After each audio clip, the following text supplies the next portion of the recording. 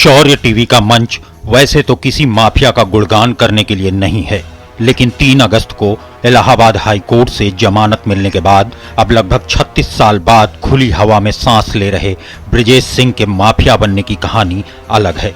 वैसे तो पूर्वांचल बाहुबलियों से भरा पड़ा है, लेकिन उत्तर प्रदेश विधान परिषद के सदस्य यानी कि विधायक रह चुके ब्रिजेश सिंह के माफिया बनने की कहानी सबसे अलग है। इससे पहले कि हम युवा अरुण के ब्रिजेश सिंह और पंडित कहे जाने की कहानी बताएं, आप शौर्य टीवी को सब्सक्राइब कर लीजिए।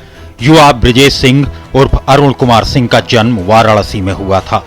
उसके पिता रविंद्र सिंह इलाके के रसूखदार लोगों में गिने जाते थे। सियासी तौर पर भी उनका रुतबा कम नहीं था। ब्रिजेश सिंह बचपन से ही पढ़ाई लिखाई में काफी होनहार था। 1984 में इंटर की परीक्षा में उसने बहुत अच्छे अंक हासिल किए। उसके बाद ब्रिजेश ने यूपी कॉलेज में बीएससी के लिए एडमिशन लिया। ये वो दौर था जब पूरे पूर्वांचल में इलाहाबाद विश्वविद्यालय, बीएचयू और यूपी कॉलेज सर्वश्रेष्ठ संस्थान थे। इससे आप युवा अरुण की भविष्य की प्लानिंग के बारे में समझ सकते हैं। ब्रिजेश का जीवन भी वैसा ही था जैसा कि एक आम युवा का होता है। उसे भी पढ़ लिख कर अधिकारी बनना था, लेकिन किस्मत में तो कुछ और ही लिखा था। 27 अगस्त 1984 को वाराणसी के धरैरा गांव में ब्रिजेश के पिता रविंद्र सिंह की हत्या उनके सियासी विरोधी हरिहर सिंह और पांचू सिंह ने अपने कुछ साथियों के साथ मिलकर कर दी। 18 साल के ब्रिजेश के युवा मन पर इस घटना का ऐसा प्रभाव पड़ा कि उसके जीवन के उद्देश्य ही बदल गए। इस घटना के लगभग 1 साल बाद 27 मई 1985 को हरिहर सिंह की हत्या कर दी गई और फिर 9 अप्रैल 1986 को बनारस के ही सिकरौरा में 5 लोगों की हत्या कर दी जाती है। यानी कि ब्रिजेश के पिता रविंद्र सिंह की हत्या में शामिल सभी 6 लोगों को मौत के घाट उतार दिया गया और इस पूरे घटनाक्रम में नाम आया ब्रिजेश सिंह का। लोग कहते हैं कि इस कांड के बाद से उस इलाके में ब्रिजेश सिंह का खौफ व्याप्त हो गया। कई मीडिया रिपोर्ट्स में कहा गया कि इसके बाद से ब्रिजेश के नाम से रंगदारी मांगे जाने लगी, जबकि आपको यह जानकर आश्चर्य होगा कि एक भी रंगदारी खुद ब्रिजेश सिंह ने नहीं मांगी। ये सारी रंगदारियां उनके नाम पर छोटे मोटे गुंडे मांगते थे, लेकिन ब्रिजेश को मीडिया ने माफिया के रूप में इतना महिमा मंडित कर दिया कि लोग डर के मारे रंगदारी देने लगे।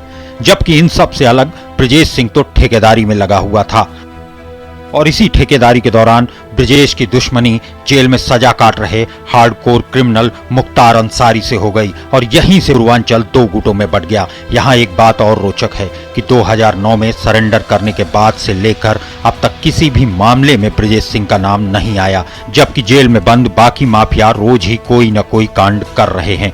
वैसे तो ब्रिजेश को नजदीक से जानने वाले विक्रांत कहते हैं कि ओडिशा में एक बार कॉलेज के बाहर कुछ स्टूडेंट किसी बात पर झगड़ा कर रहे थे, तो अपने स्वभाव से मजबूर ब्रिजेश झगड़ा शांत कराने में कूद गए, लेकिन तब तक वहां काफी भीड़ जमा हो गई, तो ब्रिजेश ने खुद को पुलिस अधिकारी बताकर किसी तरह मामला शांत कराया। विक्रांत कहते हैं कि घटना के बाद से उनके दोस्त उन्हें पंडित कहने लगे। नाम ना बताने की शर्त पर ब्रिजेश के एक प्रिय मित्र ने बताया कि ब्रिजेश की प्लानिंग इतनी परफेक्ट होती थी कि लोग इन्हें पंडित कहने लगे।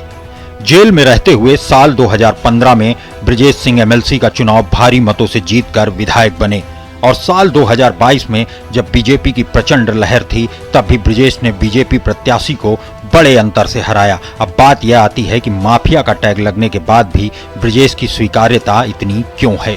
उसका सबसे बड़ा कारण यह है कि उनकी रॉबिन हुड इमेज। वैसे तो ज्यादातर माफिया किसी एक जात विशेष में अपनी पैठ बनाने के लिए उस जात के लोगों को तरह तरह के प्रलोभन देकर अपने साथ बनाए रखते हैं, लेकिन बहुत कम ही लोगों को पता होगा कि इनके पास मदद मांगने वाला एक भी व्यक्ति खाली हाथ वापस नहीं आया, वो चाहे हिंदू हो या मुसलमान, राजपूत हो या किसी अन्य जात का। इनके 2 बेटे हैं और 1 बेटी है। एक बेटा सिद्धार्थ जो कि नामी वेलहम स्कूल से पढ़कर अपने दम पर राजनीति में स्थान बनाने की कोशिश कर रहा है। दूसरा बेटा प्रोफेशनल फुटबॉल प्लेयर है और बेटी की शादी इन्होंने एक होनहार पुलिस कमिश्नर स्वतंत्र सिंह से की है। अपने संतानों की अपब्रिंगिंग से आप ब्रिजेश सिंह की सोच को समझ सकते हैं। ब्रिजेश सिंह के भतीजे सुशील सिंह 5 बार विधायक बने हैं। उनके चाचा यानी कि विधायक सुशील के पिता भी जिला पंचायत अध्यक्ष रह चुके हैं और वर्तमान में इनकी पत्नी अन्नपूर्णा सिंह एमएलसी सदस्य हैं। अब सवाल ये उठता है कि 36 साल तक सामान्य जिंदगी से दूर रहने वाला एक व्यक्ति, जिसके ऊपर माफिया और बाहुबली का तमगा भी लगा हो, उसके बाहर आने पर पूर्वांचल की राजनीति कैसे प्रभावित होगी, इसके बारे हम अगले वीडियो में बात करेंगे।